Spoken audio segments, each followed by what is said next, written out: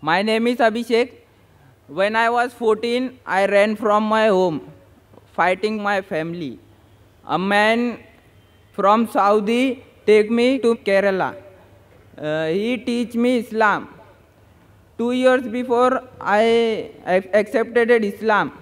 Now also I am accepting in Islam in front of all. Ashhadu an la ilaha illallah, ashhadu anna Muhammadan abduhu wa rasuluh.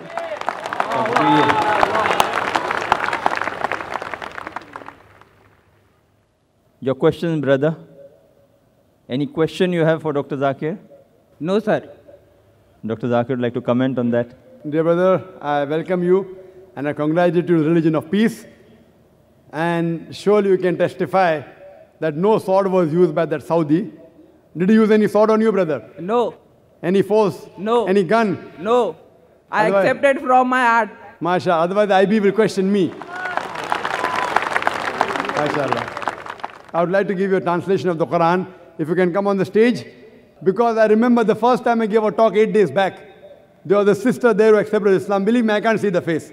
I can only see the face of the questioner who's on my left, on the first mic. I can't see your face. I can't see the face of the lady who accepted on the first day. On Saturday, the IB came questioning the intelligence.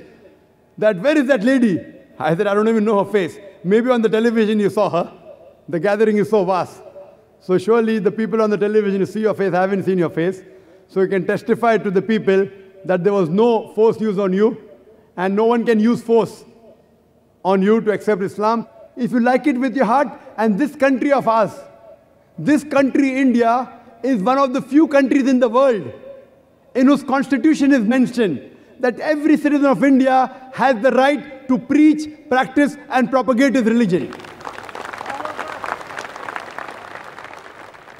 It is a democratic country, but I'm proud of this country that we have the right to preach, practice and propagate religion. Forcing anyone to accept any religion is prohibited.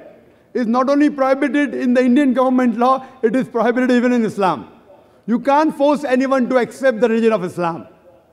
You deliver the message. If he accepts, good. If he doesn't accept, also no problem. Because we can at least testify to Almighty God on the day of judgment that we delivered the message of peace to you. Thank you, brother, for accepting the religion of peace. Thank you very much.